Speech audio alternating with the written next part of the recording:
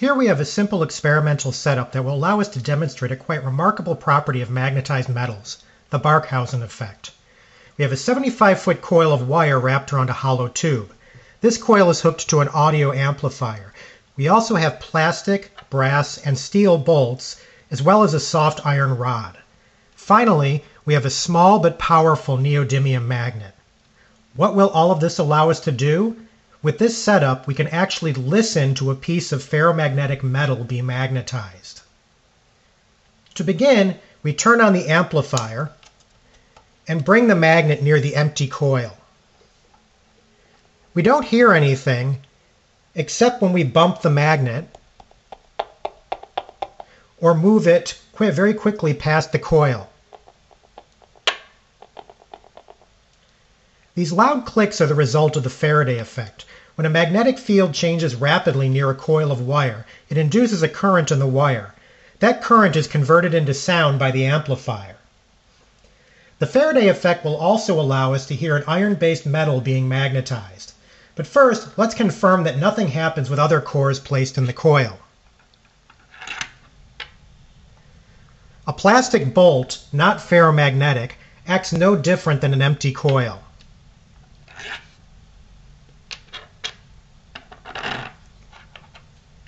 A brass bolt, metallic but not ferromagnetic, also shows no effect. Now we try a steel bolt.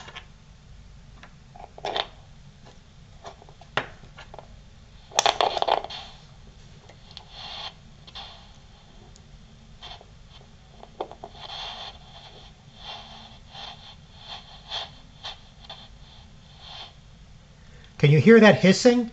What you are hearing is the metal becoming magnetized by the neodymium magnet.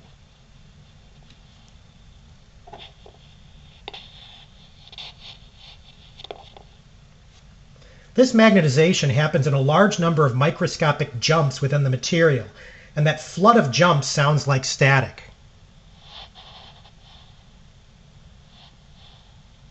Note that I get less of an effect when I move the magnet away and back again. This is because I've begun to magnetize the metal and there's less for the neodymium magnet to do. However, if I flip the magnet over, I hear a hiss again as I give the metal a different magnetization.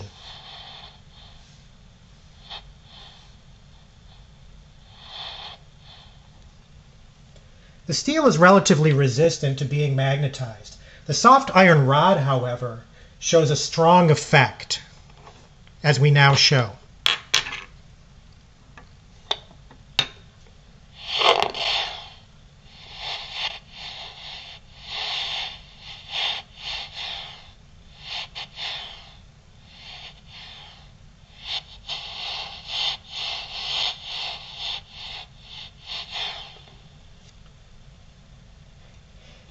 The steel relaxes or demagnetizes a little every time I take the magnet away, meaning I can still hear a lot each time I bring it back.